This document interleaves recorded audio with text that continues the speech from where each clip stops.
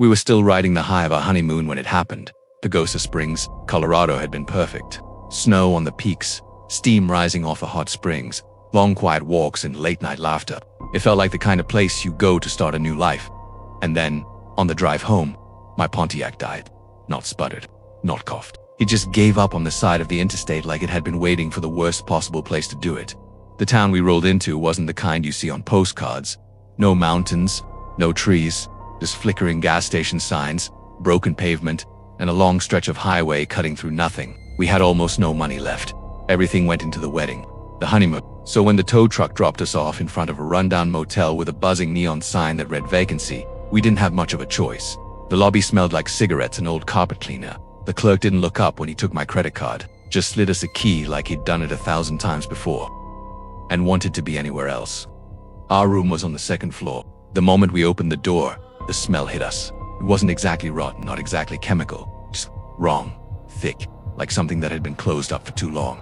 My wife covered her nose. "Do you smell that?" she asked. "Yeah," I said. "Probably mildew or something." We had been on the road all day. We were exhausted. We told ourselves it was just an old motel, old plumbing, old carpets. We turned on the shower, tried to ignore it. But as the steam filled the bathroom, the smell got worse. Heavy, sweet, almost meaty. By the time we were ready for bed, it was unbearable. My wife was sitting on the edge of the mattress, rubbing her arms like she was cold. "I don't want to sleep in here," she whispered. I called the front desk, told them the room smelled terrible. There was a pause on the line.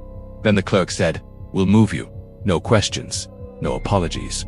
Just, we'll move you." They put us 3 doors down. The new room smelled like bleach. Clean. Almost aggressively clean. We collapsed into bed and fell asleep almost instantly. At 7:30 the next morning, I woke up to shouting, doors slamming, boots pounding down the hallway.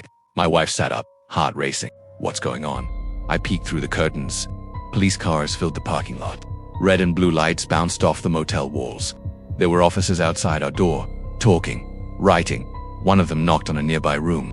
We opened our door just to crack. A manager stood in the hallway, pale as paper. Behind him I saw 2 men in gloves pushing a cart with a long black bag on it. I asked, "What happened?" The manager swallowed. "They found a body." My stomach dropped. "In the room you were in," he said. "The maid had gone in that morning to clean it. She lifted the mattress to tuck in the sheets and found a man stuffed underneath it, dead, cold. He'd been there long enough for the smell to soak into the walls. We had slept 3 feet above him." I remember my wife starting to cry. The police wouldn't tell us much, just that it looked like he'd been killed somewhere else and hidden there. No ID, no wallet. No one knew how long he'd been in that bed. That smell we couldn't stand. That was him.